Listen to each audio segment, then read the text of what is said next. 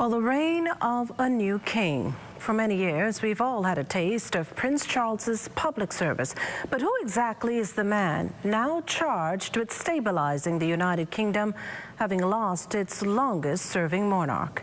In this report, we hear from one of those who know him best.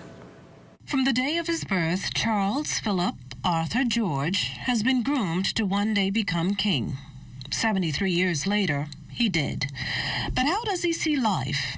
India Hicks says the new king is an extreme forward thinker, setting in place strong foundations many years ago.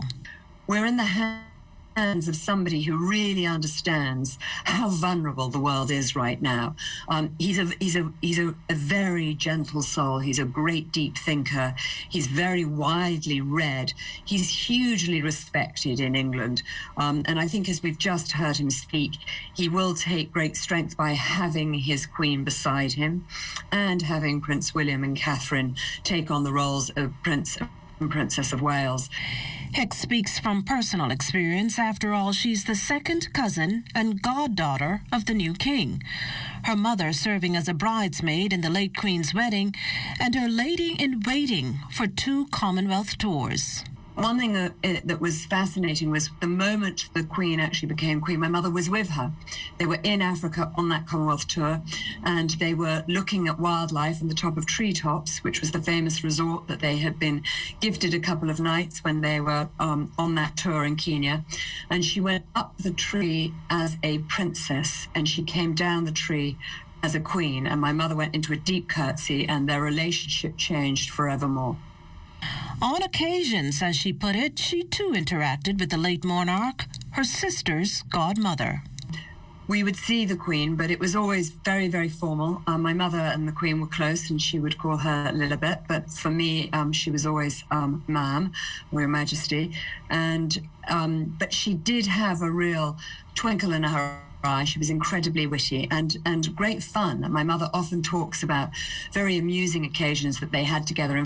Diminutive, stoic, studious, a defender and anchor. It's a side of a queen many of us never knew. But as Hicks tells it, age aside, Her Majesty's death came as a shock. And I think that we all began to feel that she was invincible. And so that there's a feeling of complete incomprehension that actually she has died. And also the shock of it, because as we all know, 3 days ago, she was there in Balmoral receiving Liz Truss, our new Prime Minister, and she was asking and inviting Liz Truss to form a new government. She was working up until 3 days before her death, and I think that's what's caused such utter shock. So it's really bewilderment and incomprehensibility that the nation is feeling at the moment.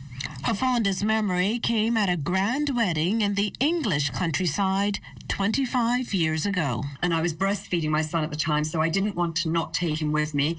And so he was with me in the cathedral, and he began to scream and get upset. So I thought I couldn't possibly stay in because I was going to ruin the service.